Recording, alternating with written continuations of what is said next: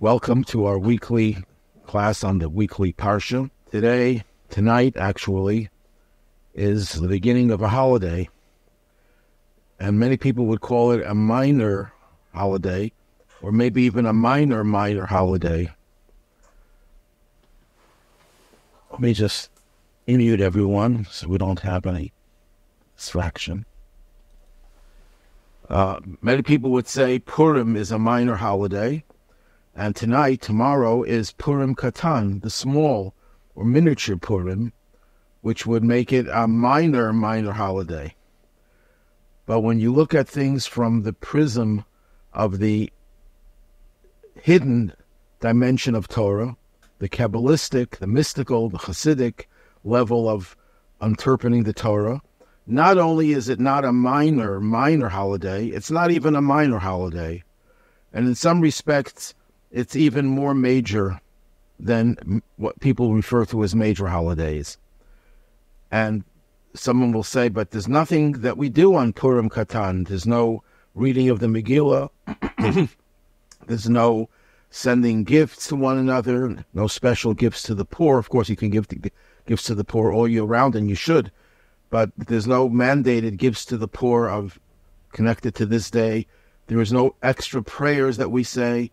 The only thing that we do differently in terms of practice is that the certain prayer called tachanun, supplication, where we ask God for forgiveness for our sins, and we bang ourselves on our heart and we ask God for forgiveness, we confess our sins. We don't say those prayers on happy days. Shabbat, of course not, but all holidays, and even truly minor holidays, if there's such a thing in Judaism, we do not recite those prayers. But otherwise, everything is the same as any other day. Sure, we're supposed to be happy, but it's hard to measure degrees of happiness that people have on this day compared to any other day. In the entire month of Adar, the Talmud says, Mishanichnas Adar, when we enter into the month of Adar, Marbim B'Simcha, we have to increase our joy. So it's the whole month. What's so special about this day? So the truth is that the fact that there's no ritual associated with the day doesn't diminish its importance. On the contrary, in some ways, it magnifies its importance. Why is that? Because when you could celebrate a holy day with a ritual, with a practice, with action, that means there's a way to capture the holiness of the day through something that we do, through one of our actions. But when something is so holy that none of our actions can actually grasp that holiness, nothing we can do could reach it, that means that this day has such holiness that there's nothing that we can do that would allow us to ingest, to integrate this holiness into our lives.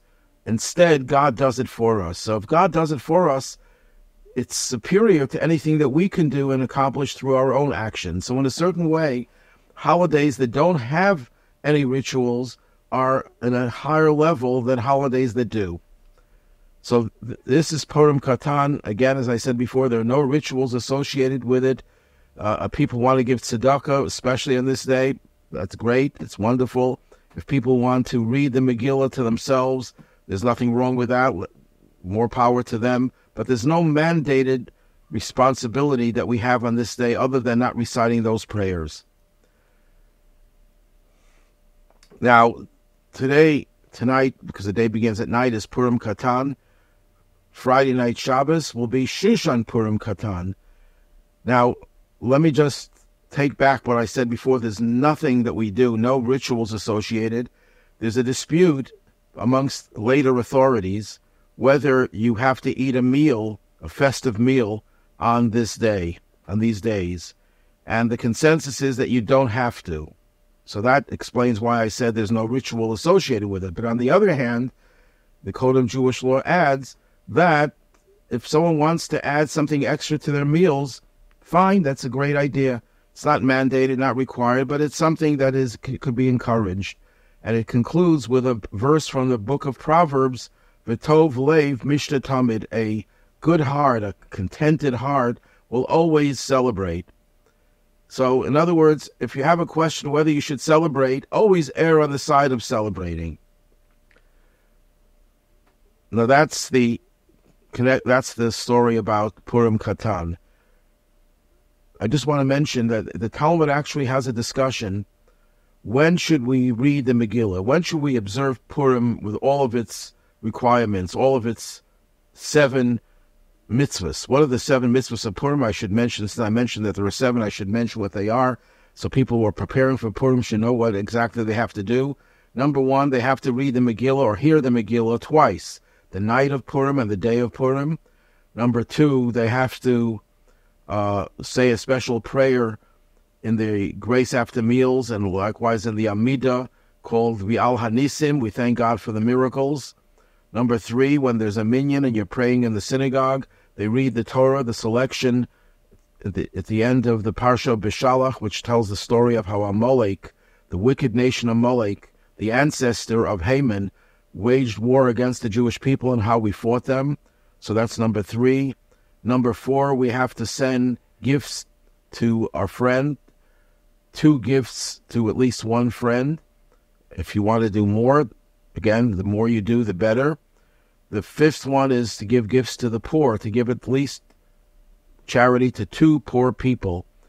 No, not one person, but 2 people. The gifts to a friend is 1 person is enough, the minimum requirement, and to the poor you have to give to 2 people, and the more you give, the better. In fact, Maimonides says that's the most important mitzvah of Purim. Number 6 is you're supposed to have a feast on Purim Day, not the night of Purim, but Purim Day, before sunset, although we could extend into the night, into Shushan Purim. And the 7th one is a negative one. You're not allowed to fast or eulogize someone who died on that day, on Purim. So those are the 7 mitzvahs of Purim.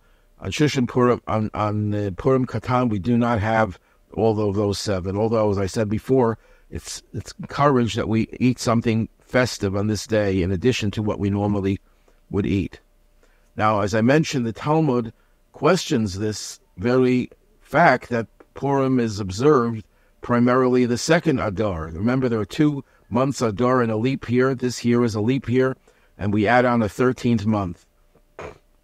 So why is it that we read the Megillah and do all the other things, all 7 things, on the 2nd Adar? So the Talmud queries whether it should be the 1st or the 2nd. There's a reason it should be the 1st, the Talmud argues, because there's a principle in Jewish law called Ein Ma'virim al HaMitzvot. We don't pass by a mitzvah. That means if you have an opportunity to do a mitzvah at one point and you pass it by to do another mitzvah elsewhere, that's a slight to the original mitzvah. So you're not supposed to do that. Let's say in the morning when we put on our talit, the prayer shawl, and then the tefillin, you're supposed to put the talis first and then the tefillin. But if you picked up the tefillin to put it on, which happens, people forget, and you're holding the tefillin in your hands now, ready to put them on, you realize, I didn't put on my talit. You're not allowed to put them down and take the talis and put on the talis. Why?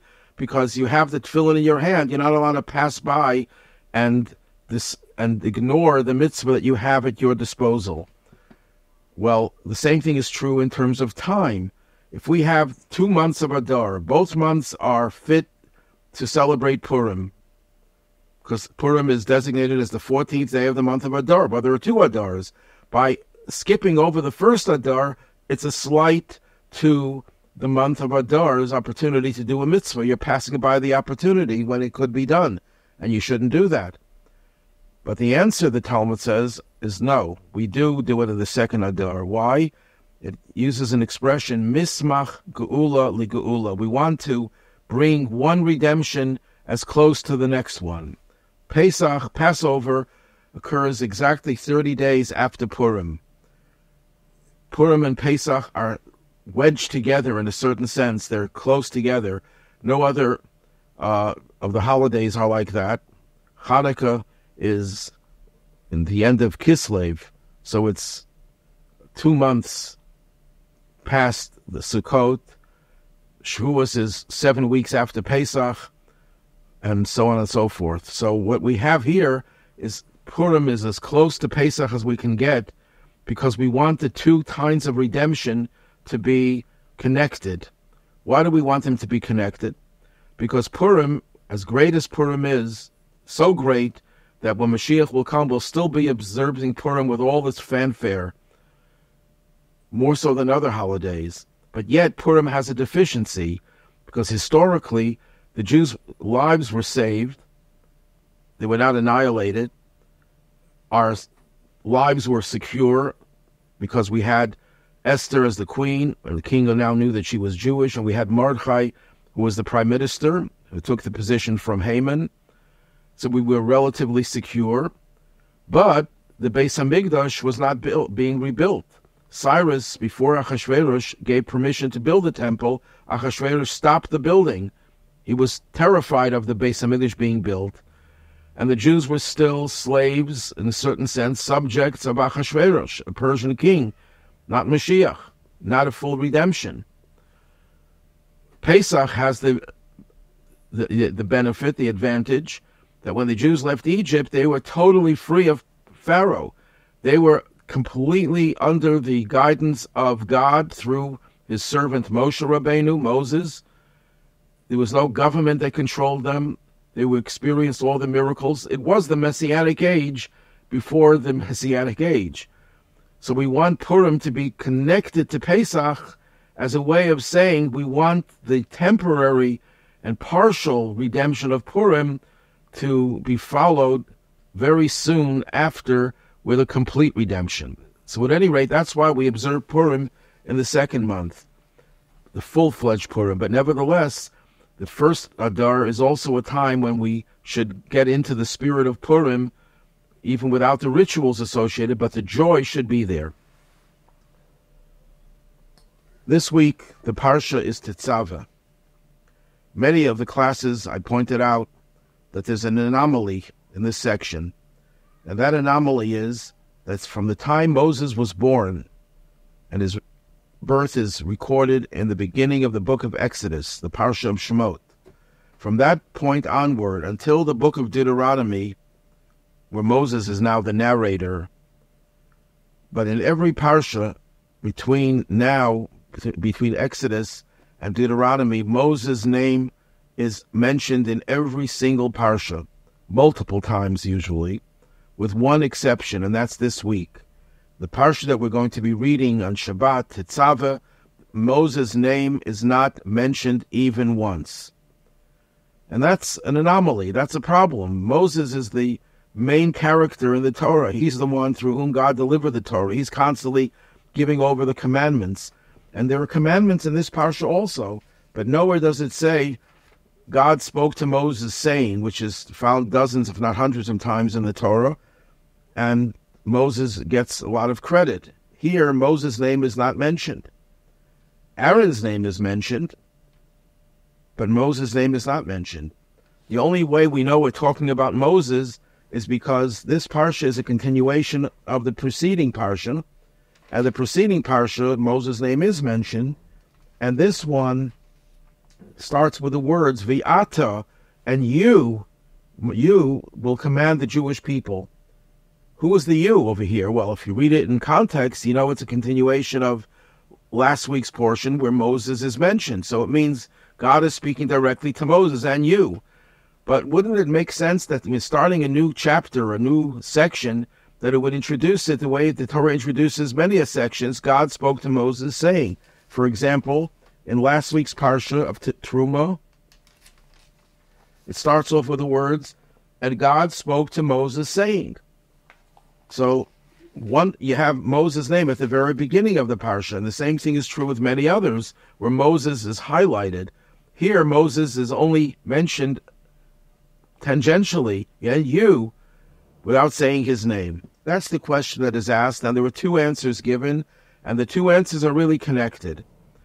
One of the answers is that the Parsha that we read this week usually coincides with the seventh day of Adar, the day in which Moses was born and the day in which he passed away.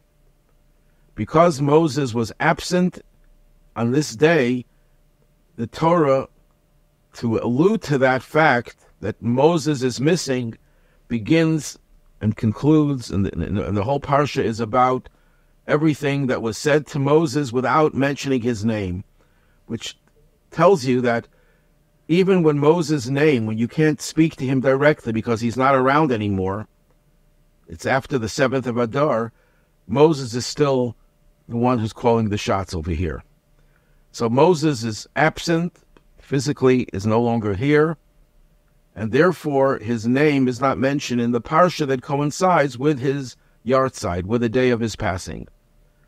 That's one answer. Another answer given is that in next week's parsha, the Torah highlights the tragic events of the Egel Hazahav, the golden calf. Here the Jewish people were told that Moses is going to return in 40 days. They miscalculated, and Moses did not return in the 40 days based on their calculation. They realized that Moses is gone. So we need a substitute for Moses. And then that degenerated into idolatry, into the construction of a golden calf, and the worshiping of the golden calf. And when God tells Moses about this, God threatens to annihilate the Jewish people. I'll get rid of them, and I'll start a new nation from you. Very enticing to a person who has an ego, that God will start a new nation coming from him. And Moses absolutely refuses to take on that position of the father of a new nation, and he pleads with God to forgive the Jewish people for their sin. Now, Moses says to God, I want you to forgive them. V'im ayin, and if you don't forgive them, mecheni na mesifrecha, please erase me from your book. Get me out of your book. I don't want to have any connection to this book. Now, Moses made that request contingent on God not forgiving the Jewish people. If you don't forgive them, if you destroy them, you're telling me that you're going to make me into the big honcho. I'm going to be the father of a new nation. I don't want to have anything to do with this. I want you to keep me out of your book. I am ayin. I am nothing. I am nobody. Now, even though God did forgive the Jewish people, so Moses' offer that he should be erased did not have to materialize. Nevertheless, there's a principle the Talmud records that whenever a tzaddik offers a sacrifice of himself based on something, and that something didn't occur, God still keeps his sacrifice. Probably the reason is God wants the world to know what a righteous person is. A righteous person is someone who makes sacrifices, and not just threatening sacrifices, but doesn't really mean it. In Jewish law, there's a concept of asmachta, where a person makes says that if this doesn't happen, I'm going to give you $1 million. You don't have to give the $1 million because you never really meant it. You were assuming that it's not going to happen, that you wouldn't have to give the $1 million. So there was never any real desire to have this materialize. But when a tzaddik makes a promise of a sacrifice, that sacrifice he means it. He means it with his whole heart. He's prepared to be totally erased. He's prepared to give up everything because the tzaddik has only one interest in doing what's right, and it doesn't make a difference if he's around and he's not around. He is willing to give his life. So therefore, even though Moses did not have to be erased from the book, God wanted the world to know that Moses made that promise, and he was erased from the book in one section, the section that happens to coincide with his actual passing. So that is the reason why his name is not mentioned in this parsha. Lest one thinks that means that Moses is less connected to this parsha, that this parsha talks about something deficient in Moses. So the Rabbi explains in one of his discourses that on the contrary, this parsha is more about Moses, even though he's erased, but that speaks more about Moses and about his essence And that's why the parsha begins, the very first word, Viata, and you will command the children of Israel. When you say, and you're talking directly to the person. You're not talking about them. You talk to them. And what does that mean? That means that every one of us has our name. Our name is a description of some aspect of our being.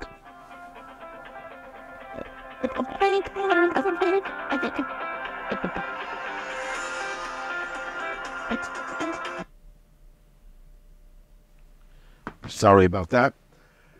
A name describes you, describes something about you. And then you have your essence. Who are you really? Someone is a doctor. That is what you do. It may define a lot of your personality and your character, but it doesn't define who you are. When you say Viata and you, we're talking about who you are in essence. What's the essence of Moses? The essence of Moses is someone who's willing to be erased from the Torah in order to save the Jewish people. Moses is willing to shatter the tablets, the holiest objects in existence that was so cherished by Moses, because there was any quality that Moses identified with was the Torah more than any other human being. And he was willing to break that in order to save the Jewish people. That was his essence, his connection to every Jewish person. And if you read the first verse of Tetzaveh, it reads in translation, and you should command the children of Israel. That's the beginning of the verse. Now the Hebrew word for command, Tetzaveh, it's same related to the word mitzvah, also means, besides command, it also means attached. And you are attached to the children of Israel. It means you, Moses, who are you more than anything else? You are the shepherd of the Jewish people. You were willing to put your life on the line and sincerely be willing to be erased from the book, to be obliterated in order to save the Jewish people. That was Moses' essence. And that was why his name is not mentioned, not to diminish Moses' importance, but to maximize it. And this connects to Purim as well, and to Purim Katan.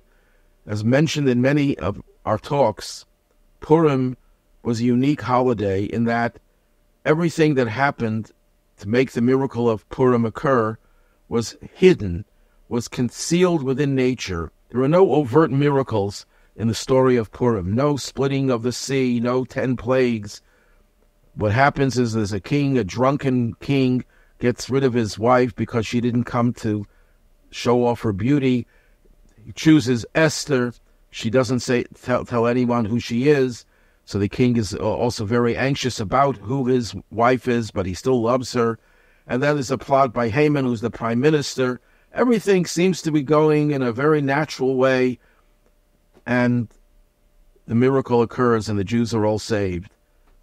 Queen Esther represents the idea of God concealing himself. The word Esther means concealed. And because the whole miracle of Purim was about concealment. Number one, God was concealed because the Jews are threatened with annihilation. God is obviously not overseeing them and protecting them if this possibility of being annihilated existed. So God was hidden. The miracle was hidden. Everything about Purim is hidden. And that's reflected in the fact that in the entire scroll of Esther, entire biblical book of Esther, God's name is not mentioned even once. Nowhere does it say God. Now, it does talk about prayers, but it doesn't say they were praying to God. Now, it's understood that they were praying to God, but the word God doesn't appear. In any other biblical book, God's name is repeated frequently. Why is God's name not mentioned? So the answer is because God was hidden. But the truth is that it doesn't mean that God is diminished in the book of Esther. On the contrary, it means that God's essence was there. His manifestations, his operating capabilities were not evident. You didn't see God involved in what was going on, but God's essence was there. And that's why his name is not mentioned, not because it was less than his name, it's because it was more than his name. It transcended his name. And that's why Purim is compared to Yom Kippurim, the two holidays, Yom Kippur, and the Torah is called Yom Kippurim. The Zohar says that it means it's a day like Purim. And we'll talk more about it as Purim approaches, but one aspect of that is, what does it say about Yom Kippurim? Lifnei Hashem titaru, you will be purified before God. But you could also translate it, your purification will come from a level that transcends God's name.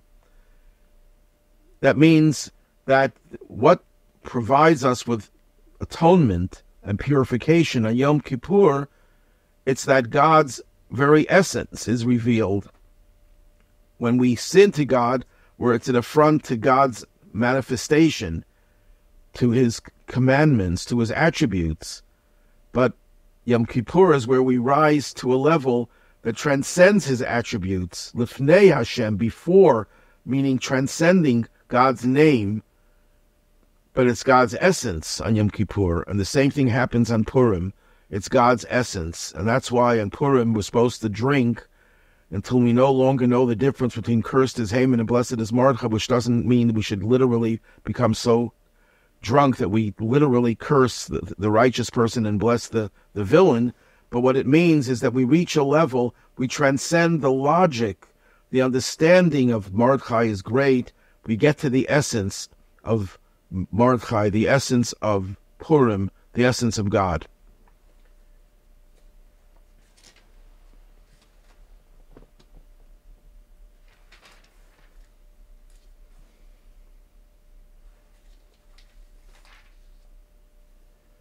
The Torah then describes the various priestly garments.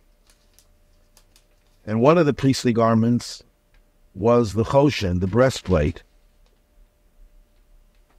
And the breastplate had 4 rows.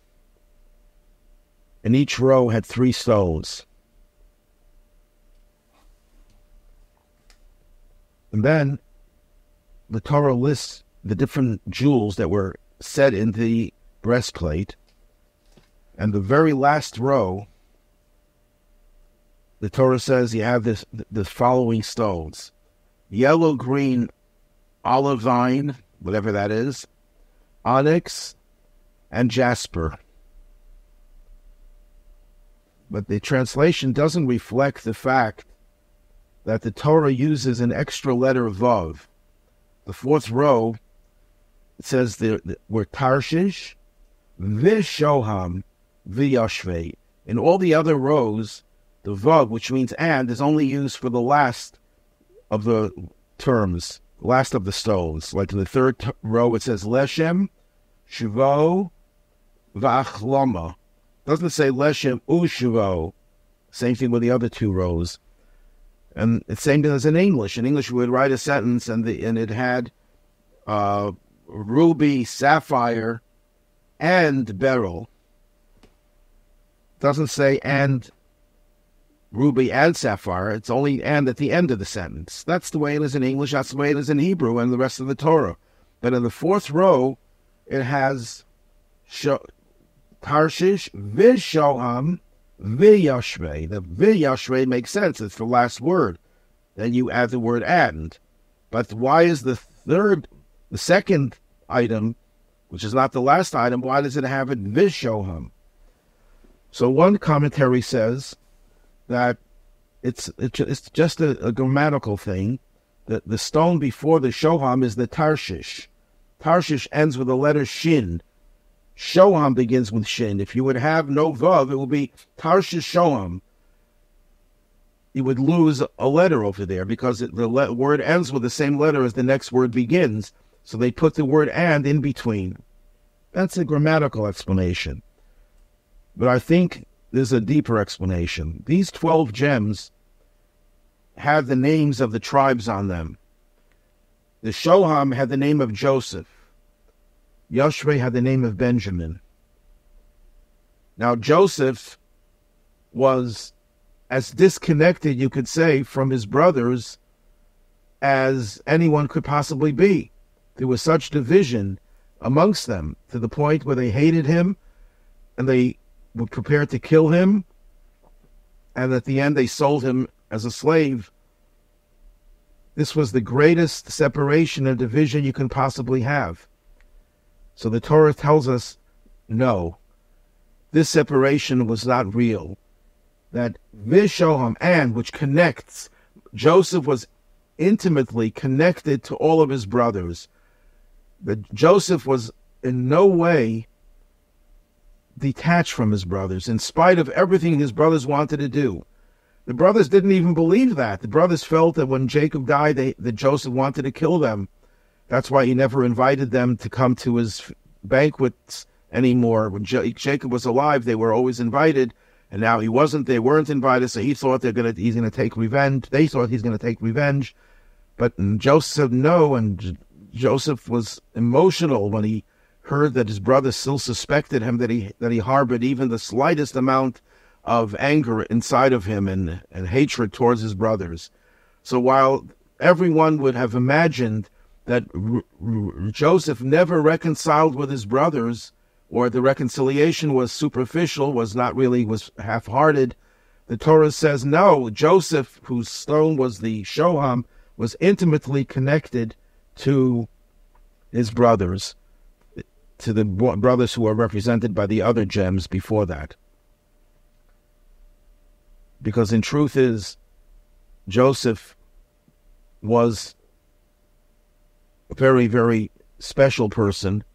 As Chassidus explains, that Joseph was not only superior to his brothers, spiritually speaking, but he was even superior to his father and the other patriarchs. Because the other patriarchs, as well as his brothers, had to be detached from the material world in order to survive spiritually. They couldn't live in two worlds at the same time. Joseph was able to live in both worlds at the same time. That's why they couldn't understand him. On one hand, he was this holy person. On the other hand, he was down to earth. He was able to look nice, dress nicely. He was able to become the manager of his master's household. He was able to run things in the prison in which he was incarcerated. He was able to become the viceroy, the prime minister, and the functioning king of the country, of a country that was not known for its spirituality and not known for its purity and holiness. And he was able to maintain his highest spiritual level. That's something that they couldn't comprehend. In the end, they had to recognize it, but it was not something that was easy for them to grasp. And the Torah wants us to know that Joseph, in spite of everything, he was attached to his brothers. And he was never in a position where he hated his brothers. But certainly in the end, he was as devoted to his brothers as one can possibly be. And for that reason, the Jewish people have many names. I'm not talking about the anti-Semites who give us names. I'm talking about the Torah. We're called Ivri, Hebrew. We're called Yisrael. We're called Yaakov.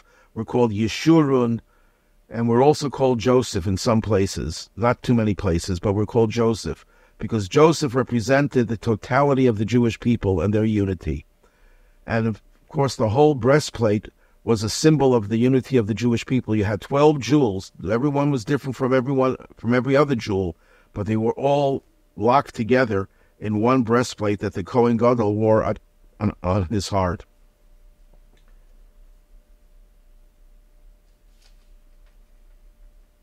And that's why the Choshen, the breastplate, is called Choshen. The significance of that word is that it adds up to the number 358, because in Hebrew every letter is a number. And by now I think you should know what I mean by 358. It's the numerical value of the word Moshiach. So the Choshen is the breastplate. Well, what's its connection to Mashiach? The connection is that, number one, what Mashiach will accomplish is he will unite all of the Jewish people into one breastplate, into one entity. Yes, we're going to still be different. We have 12 jewels. Each one is different. Each one radiates a different glow, a different air, different color, different aspect of beauty. But nevertheless, we will be one nation and we will recognize our unity.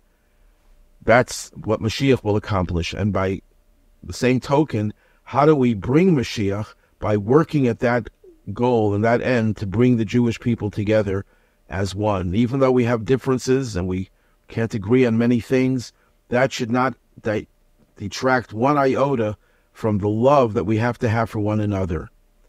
And to the extent that we foster this unity, we are strengthened in our fight against the evil Amalek of this generation, and this will hasten and accelerate the coming of Moshiach.